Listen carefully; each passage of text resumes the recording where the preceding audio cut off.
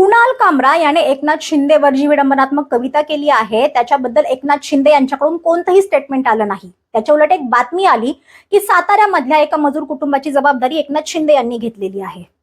हिंदुत्ववादी कार्यकर्ते शिरीष मोरे यांच्या आत्महत्येनंतर त्यांच्या कुटुंबियांना केलेली 32 लाखाची मदत असू द्यात किंवा जालन्यामध्ये कैलास बोराटे नावाच्या धनगर तरुणाला लोखंडी रॉडने मारहाण केल्यानंतर त्याच्या हॉस्पिटलायझेशनचा खर्च असू द्यात, एकनाथ शिंदे पहिल्यांदा मदतीला धावले होते।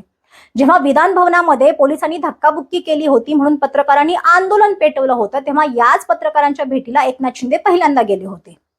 काही दिवसांपूर्वी जी पत्रकार परिषद झाली होती त्याच्यामध्ये देवेंद्र फडणवीस आणि अजित पवार यांच्याबरोबर खुर्च्यांची अदलाबदल झाली आहे असं एकनाथ शिंदे यांचं विधान आणि त्याच्यावर मनातलं अजून जात नाही काही असं अजित पवारांनी केलेली मिस्किल टिप्पणी सोशल मीडियावर व्हायरल झाली होती।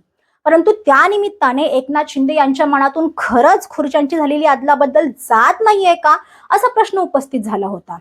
महाराष्ट्राच्या सत्ता सिंहासनामध्ये दोन उपमुख्यमंत्र्यांच्या तुलनेमध्ये एकनाथ शिंदे हे तुल्यबळ चॅलेंजर ठरत आहेत का? कारण जेव्हा 2024 साली विधानसभा निवडणुका झाल्यानंतर भाजपचा मुख्यमंत्री होणार हे निश्चित असताना देखील स्वतःच्या दरे या गावी पत्रकारांना बाईट देताना एकनाथ शिंदे बोलले होते, होय मी जनतेच्या मनातला मुख्यमंत्री आहे। आज जरी भाजपला एकनाथ शिंदे सारखा मोहरा हवा असला तरी भविष्यामध्ये मात्र तो भाजपसाठी डोकेदुखी ठरू शकतो।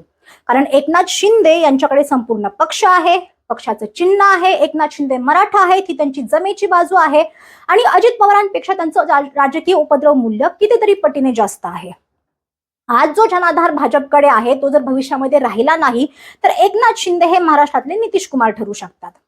एकनाथ शिंदे यांची लोकनेता ही प्रतिमा बदलण्यासाठी भाजपला तोडीसतोड मराठा नेतृत्व समोर आणण्याची गरज आहे किंवा त्यांच्या स्टाईलने काम करणारा दुसरा एखादा तुल्यबळ नेता उभा करण्याची गरज आहे। याच्यावर तुम्हाला काय वाटतं हे कमेंटमध्ये लिहून नक्की कळवा।